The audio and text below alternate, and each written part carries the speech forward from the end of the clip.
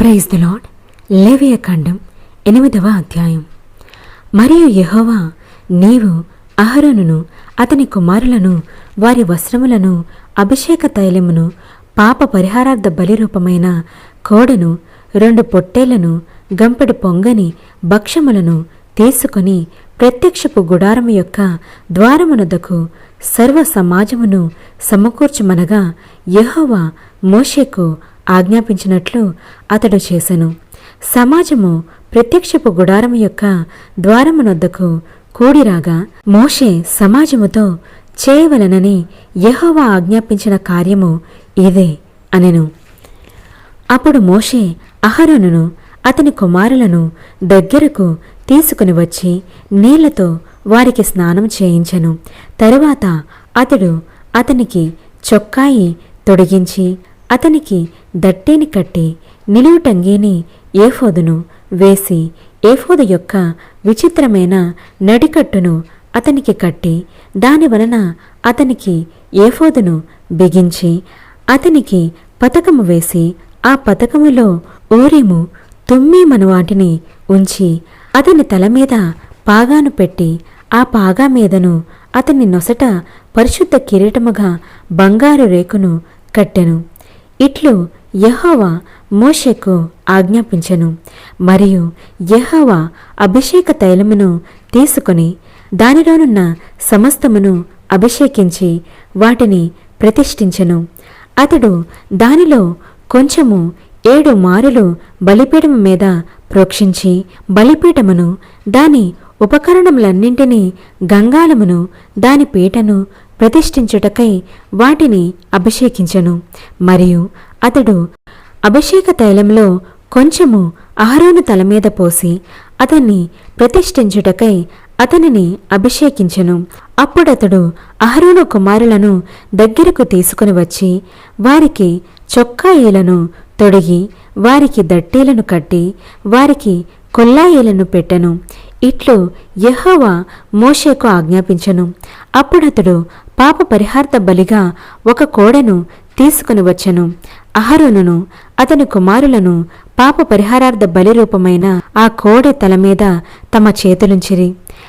దాన్ని వధించిన తరువాత మోషే దాని రక్తమును తీసి బలిపీఠపు కొమ్ముల చుట్టూ వ్రేలితో దాని చిమిరి బలిపీఠము విషయమై పాప పరిహారము చేసి దాని నిమిత్తము ప్రాయశ్చిత్తము చేయుటకై బలిపీఠము అడుగున రక్తమును పోసి దాన్ని ప్రతిష్ఠించెను.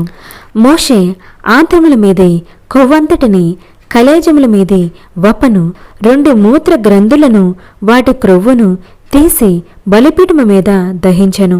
మరియు యెహోవా మోషేకు ఆజ్ఞాపించినట్లు ఆ కోడెను దాని చర్మమును దాని మాంసమును దాని పేడను పాలమునకు అవతల అగ్ని చేత కాల్చివేసెను. తరువాత అతడు దహన బలిగా 1 పొట్టేలును తీసుకుని వచ్చెను. అహరోనును అతని కుమారులను ఆ పొట్టేలు తల మీద తమ చేతులుంచిరి.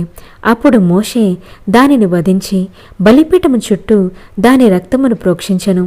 అతడు ఆ పొట్టేలు యొక్క అవయములను విడదీసి దాని తలను అవయములను క్రొవ్వును దహించెను.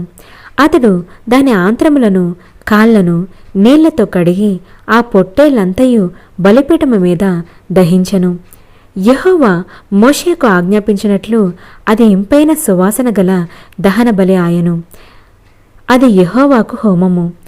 అతడు 2వ పొట్టేలును అనగా ఈ ప్రతిష్ఠితమైన పొట్టేలును తీసుకుని రాగా అహరోనును అతని కుమారులను ఆ పొట్టేలు తల మీద తమ చేతులుంచిరి.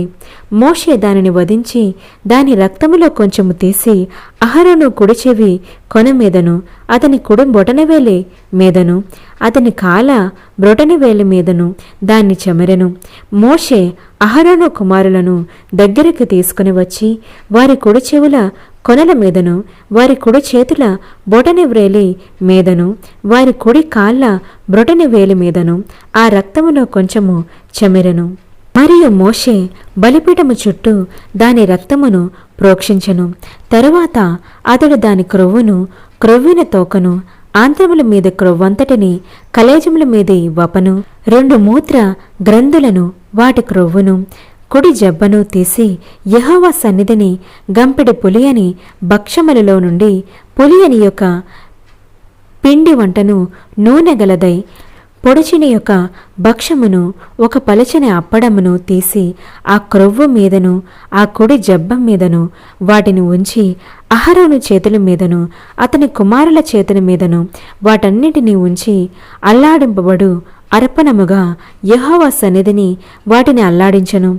అప్పుడు మోషే వారి చేతుల మీద నుండి వాటిని తీసి బలిపీఠము మీదనున్న దహన బలి ద్రవ్యము మీద వాటిని దహించెను.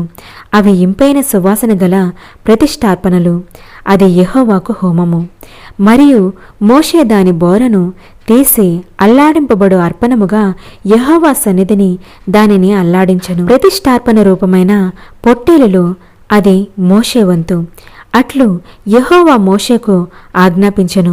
మరియు మోషే అభిషేక తైలములో కొంతయు బలిపీఠము మీది రక్తములో కొంతయు తీసి అహరోను మీదను అతని వస్త్రముల మీదను అతని కుమారుల మీదను అతని కుమారుల వస్త్రముల మీదను దానిని ప్రోక్షించి అహరోనును అతని వస్త్రములను అతని కుమారులను అతని కుమారుల వస్త్రములను ప్రతిష్ఠించెను. అప్పుడు మోషే అహరోనుతో అతని కుమారులతోనూ ఇట్లనెను, ప్రత్యక్షపు గుడారము యొక్క ద్వారమునొద్ద ఆ మాంసమును వండి అహరోనును అతని కుమారులను తినవలనని యెహోవా ఆజ్ఞాపించినట్లు అక్కడనే దానిని ప్రతిష్ఠిత ద్రవ్యములు గల గంపలోని భక్ష్యములను తినవలను. ఆ మాంసములోను భక్ష్యములోను మిగిలినది అగ్నిచేత కాల్చివేయవలను. మీ ప్రతిష్ఠ దినములు తీరు వరకు 7 దినములు ప్రత్యక్షపు గుడారము యొక్క ద్వారమునొద్ద నుండి బయలు వెళ్ళకూడదు. 7 దినములు మోషే మీ విషయములో ఆ ప్రతిష్ఠతను చేయుచుండును. మీ నిమిత్తము ప్రాయశ్చిత్తము చేయుటకే అతడు నేడు చేసినట్లు చేయవలనని యెహోవా ఆజ్ఞాపించెను. మీరు చావకుండునట్లు మీరు ప్రత్యక్షపు గుడారం యొక్క ద్వారమునొద్ద 7 దినముల వరకు రేయం బగల్ నుండి యెహోవా విధించిన విధిని ఆచరింపవలను. నాకు అట్టి ఆజ్ఞ కలిగెను. యెహోవా మోషే ద్వారా ఆజ్ఞాపించినవన్నీ అహరోనును అతని కుమారులను చేసిరి. ఆమేన్. నా సహోదరుడా, మళ్ళీ చెప్తున్నాను, బైబిల్ బోరు కొడుతుందని లేవియకాండం, సంఖ్యాకాండం ఇలాంటివి చదవడం మానేకండి. ఎందుకంటే దేవుడు ఏ పదమును కూడా వ్యర్థముగా రాయించలేదు.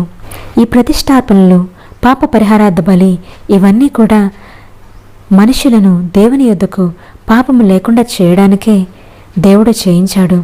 తరువాత ఇవన్నీ కాదు అని తానే బలి రూపమై వచ్చి మనందరి పాప పరిహార్థం కొరకే దేవుడే బలిగా అర్పించబడ్డాడు. గనుక విసిగిపోకుండా దేవుని యందు నిరీక్షణ కలిగి ఉండండి. Praise the lord.